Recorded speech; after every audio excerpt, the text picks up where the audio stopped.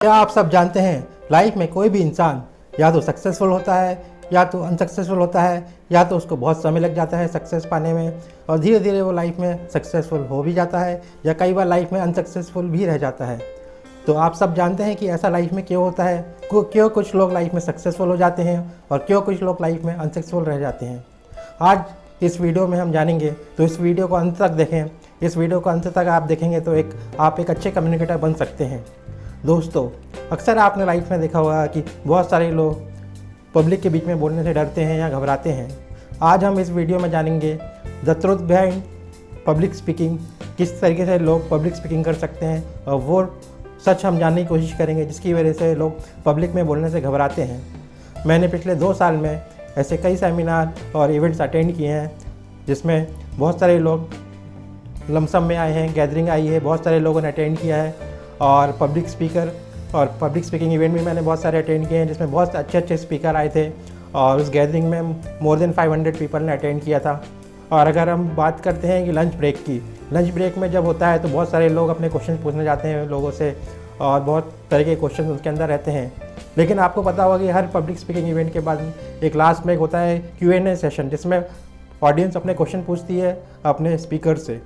उसके अंदर आपने अक्सर देखा होगा कि केवल 2 या 3 लोग ही बार बार अपना हाथ उठाते हैं या उनके क्वेश्चंस लिए जाते हैं या वो क्वेश्चंस पूछते हैं। तो ऐसा जनरली क्यों होता है कि इतने सारे लोगों के बीच में केवल 2 से 3 लोग ही बार बार क्वेश्चन पूछते हैं?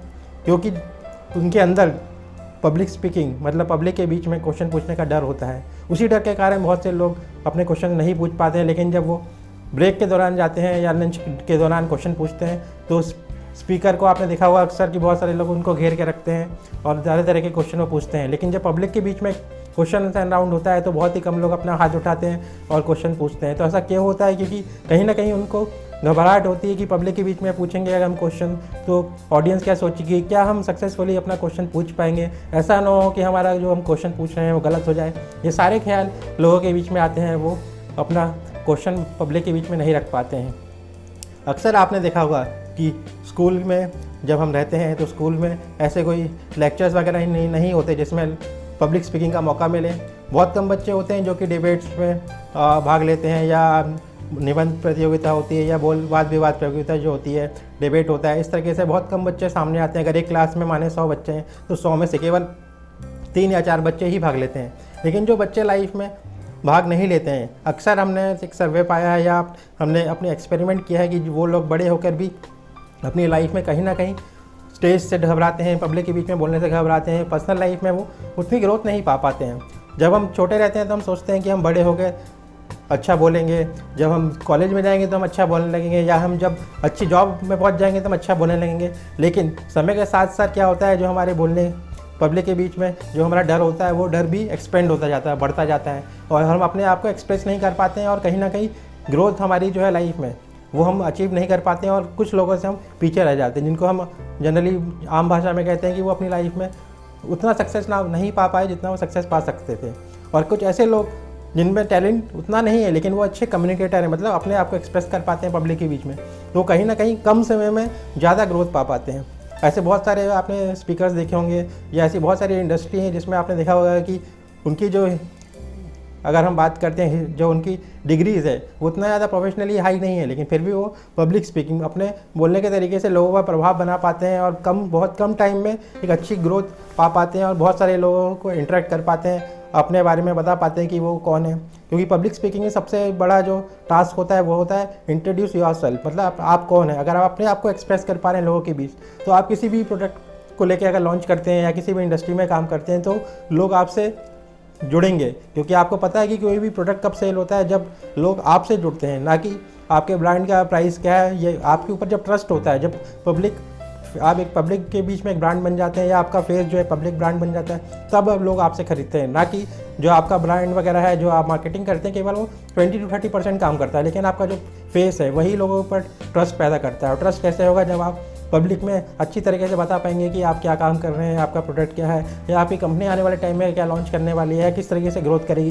ये सारी चीज़ें अगर आप खुद एक्सप्लेन करेंगे वीडियोस के माध्यम से कर सकते हैं। आजकल सारी चीज़ें डिजिटल हो चुकी हैं तो कम टाइम में आप ज़्यादा लोगों तक पहुँच सकते हैं। इस तरीके से अगर आप अपनी लाइफ में काम करते हैं तो आपके अंदर का जो डर है पब्लिक स्पीकिंग का वो दूर हो सकता है।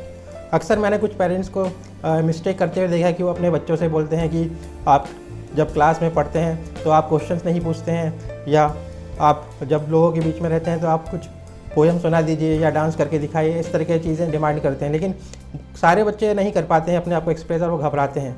लेकिन मैं क्वेश्चन पूछता हूँ उन सभी पेरेंट्स से, जब आप किसी भी सेमिनार को अटेंड करते हैं, जब आप सेमिनार में क्वेश्चन पूछते हैं तो आप क्या पब्लिक के बीच में क्वेश्चन पूछ पाते हैं? नहीं पूछ पाते। मतलब सेम मिस्टेक आप दोहराते हैं, लेकिन अपने बच्चों को भी आप फोर्स करते हैं कि वो लोग परफॉर्मेंस करें। लेकिन अगर आप अपने अंदर आप देखें, खुद को अगर आप देखेंगे कि आप भी क्वेश्चन नहीं पूछ पाते हैं, लेकिन आप अपने बच्चों को बोलते हैं कि वो चीज़ करके दिखाइए। तो अगर आपको बदलाव चाहते हैं, आप भी चाहते हैं कि आने वाले टाइम में आपके बच्चे वो सब फेस ना करें जो आपने फेस किया है, तो इसके लिए उन्हें आप बचपन से ही अच्छा एक कम्युनिकेटर बताएं। उन्हें बताएं कि पब्लिक स्पीकिंग के फ़ायदे क्या हैं, किस तरीके से पब्लिक स्पीकिंग की जाती है। पब्लिक स्पीकिंग का मतलब ये नहीं है कि आपको स्टेज पर खड़े होकर बोलना है। पब्लिक स्पीकिंग मतलब एक तरह का कम्युनिकेशन होता है जो आप आम भाषा में बात करते हैं, जैसे आप दोस्तों से बात करते हैं, आप अपने रिश्तेदारों से बात करते हैं, या आप अपने ऑफिस के कलीग से बात कर सकते हैं। अगर आप पब्लिक स्पीकिंग में एक अच्छे वक्ता बन जाएंगे और अच्छे तरीके से अपने आप को एक्सप्रेस कर सकेंगे, तो आपकी जो ऑर्गेनाइजेशन है वहाँ भी आप अच्छा ग्रोथ पा सकेंगे, और आपके प्रमोशंस भी डेली बेसिस पे हर साल आपके 2-3 साल में प्रमोशंस भी होते रहेंगे। क्योंकि हमने अक्सर देखा है जो लोग टीम के साथ काम कर पाते हैं, जो लोग अपने व्यूज़ टीम के साथ शेयर कर पाते हैं, ऑर्गेनाइजेशन तो उन पर ध्यान देती है और उनको जल्दी प्रमोट करती है। तो अगर आप सब भी चाहते हैं कि इस तरीके से आपका लाइफ में कॉन्फिडेंस बढ़े और आपको घबराहट ना हो, तो आप नॉलेज बडी लर्निंग एकेडमी के बारे में पता कर सकते हैं। हमने पिछले 3 साल से लगातार हम लोगों की हेल्प कर रहे हैं, और बहुत सारे लोगों को हम ऑलरेडी हेल्प कर चुके हैं। मोर देन 100 वीडियोज़ हमारे यूट्यूब चैनल नॉलेज बडी में अपलोड है। इंस्टाग्राम में हम लाइव इंटरव्यूज़ लेते हैं, जिसमें हम वर्ल्ड की और ग्लोबल लेवल पे और इंडिया लेवल पे जो ग्लोबल वुमेंस हैं, जो पावरफुल वुमेंस हैं, उनके हमने इंटरव्यूज़ कंडक्ट किए हैं।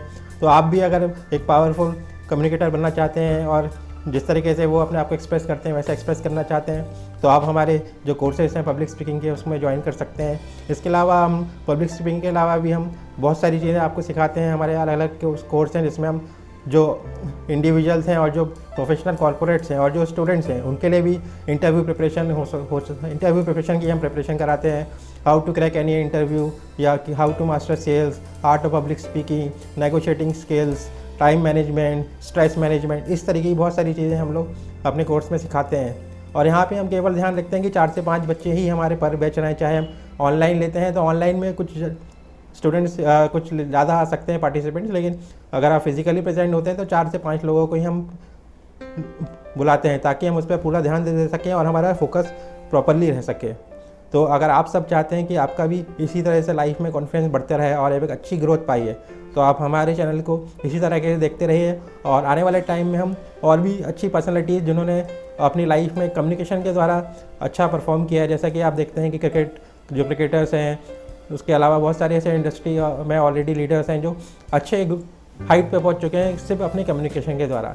अभी वो रिटायर हो चुके हैं, लेकिन रिटायर के बाद भी उनको ब्रांड्स लगातार मिल रहे हैं, या लगातार वो कमेंट्री कर रहे हैं और अपनी अर्निंग कर रहे हैं। क्यों कर पा रहे हैं? क्योंकि उनका कम्युनिकेशन अच्छा है।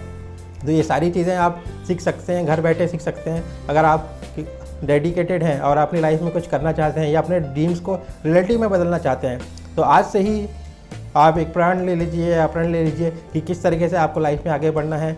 अपने गोल सेटिंग करिए, उसमें क्या क्या चीज़ें इंपॉर्टेंट है। और कम्युनिकेशन किसी भी तरीके से आप लाइफ में आगे बढ़ना चाहते हैं, हर जगह, चाहे आपका रिलेशनशिप हो, चाहे आपका पर्सनल ग्रोथ हो, चाहे आपका प्रोफेशनल ग्रोथ हो, हर जगह कम्युनिकेशन बहुत वाइटल रोल निभाता है। तो उम्मीद करता हूँ कि आपको आज हमारा वीडियो आपको पसंद आया होगा, और इसी तरीके से हम वीडियो लाते रहेंगे और आपको एक अच्छा पावरफुल कम्युनिकेटर आने वाले टाइम में हम बना सकते हैं। Thank you. अगर आप सब चाहते हैं कि आपका नॉलेज इसी तरह से बढ़ते रहे, तो आप हमारे चैनल नॉलेज बडी को तुरंत सब्सक्राइब करें और नोटिफिकेशन बेल दबाना ना भूलें, ताकि सारे अपडेट्स आपको टाइम पे मिल सकें।